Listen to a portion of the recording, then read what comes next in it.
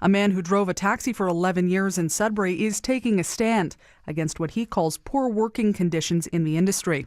He's trying to unionize taxi employees in Sudbury. The CBC's Steve Howard has that stories. John Dixon says there were times he was only making $270 a week as a cab driver.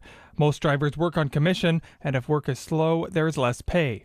Dixon was even once awarded $1,000 in unpaid hours by a provincial ruling. A lot of the drivers, they have families to take care of and a lot of bills to pay, like pretty much everybody does.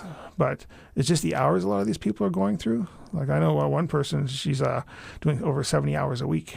Dixon has been handing out pamphlets to drivers in the city. The local companies he is targeting refused to comment on the story, but one owner did say in bigger cities like Toronto, workers have already unionized.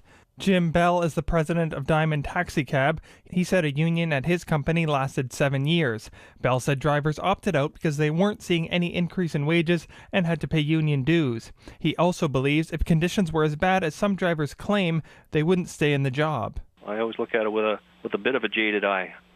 You'd go work someplace else. Even at minimum wage, you'd be coming further ahead.